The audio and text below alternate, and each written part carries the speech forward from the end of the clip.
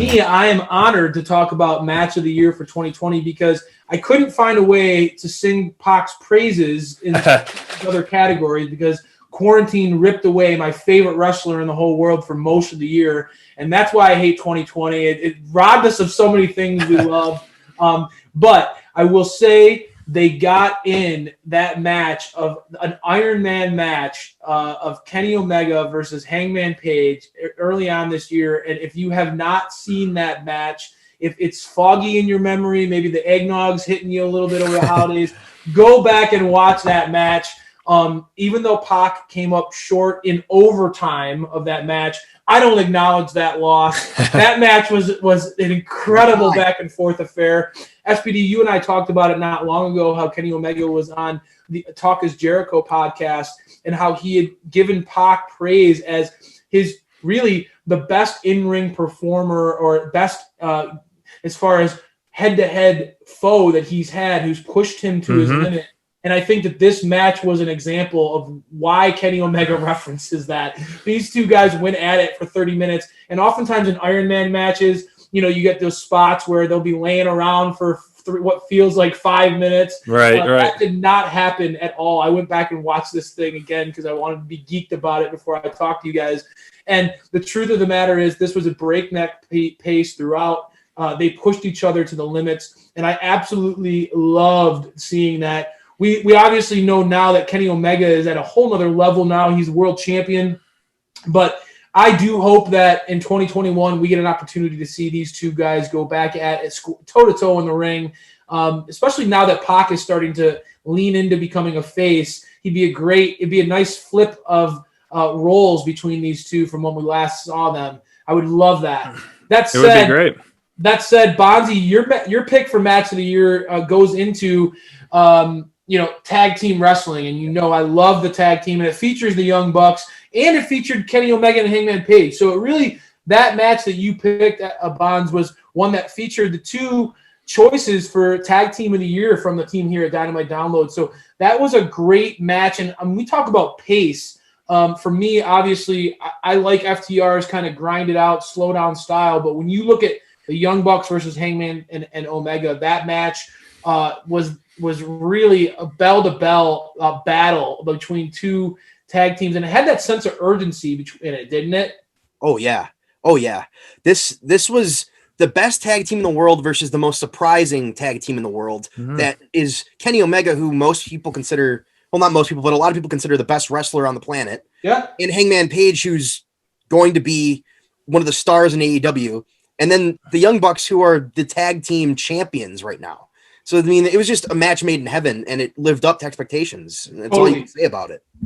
Totally. And I think that oftentimes we don't give credit for when a match has, or a performer has, intense expectations and they deliver, right? A lot of times we're quick as a society when someone has big expectations around them and they fall short. Yeah. We are so fast to rush, to laugh, or to mock, or to judge that. But we're very quiet when they meet or exceed expectations. And I think that it's really important that we do that in these circumstances. SPD, you talked about it with Brody in your breakout performer of the year. Imagine the expectations of being heralded as the exalted one.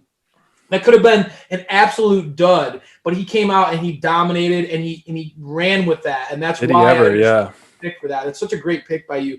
One of the things I love about your pick for match of the year is obviously he's well known as a workhorse in the ring. He's it's for me, and across the board when we talk about top male performer, top babyface, top champion, whatever we want to talk about. Cody's the guy. He across the board. He comes through.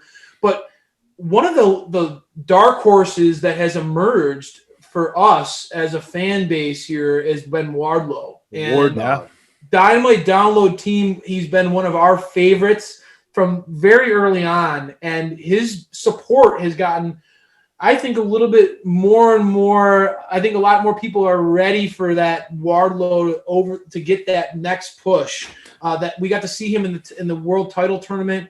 But our first chance of really seeing Wardlow on a big stage happened in that steel cage match against Cody, and what an iconic matchup that was with that moonsault off the top of the cage. That's a beautiful pick by you. Yeah, it was. You said it great, man. Wardlow, it was his first main event ever. I was listening to a podcast, AEW Unrestricted, and said he kind of like blacked out on that part. He doesn't remember too much from that because the intensity and what was going on. But yeah, Cody can have a great match. He's another one of those, can have a great match with anybody. Same with the Young Bucks. I mean, they're and leading the charge for the reason. And this match really, on paper and everything, the build, Cody took the lashes. He had to fight him in the steel cage just to get to MJF, his true foe. That feud between Cody and MJF early on this year was one of the best storytelling we have ever seen. And this was the first steel cage match, in his hometown in Atlanta, Georgia, and just the high spots that he did. And Wardlow definitely delivered. It didn't hurt him at all. And, I think Wardlow down the line will take a victory over Cody to kind of, get that loss off his record, essentially revenge that. But top to bottom, this match was very entertaining. Once again, it was on free TV, which they're continuing to give us these matches of the year almost on free TV, other than the tag match by you, Bonds. That's a great point by you. Yeah, SPD. I didn't even notice that. Out of all these great shows that we've seen over the course of the year, 2 out of the 3 matches that we picked for match of the year were on free television. Yeah, how often does that happen? That doesn't tell you enough about what AEW is doing and why Dynamite is a weekly show you have to watch. I don't know what else will. I mean, I'm right there with you, SPD, and quite honestly, we could have had so many more picks. Honestly, I thought about Jon Moxley versus Eddie Kingston. I thought Jon Moxley versus Eddie Kingston in that I Quit match. The visual alone of Kingston being choked out with the barbed wire was something that really had stuck with me going on afterwards. But that's neither here nor there, guys. I have a feeling that next year you're going to be having to take all sorts of notes on what your match of the year candidates are, because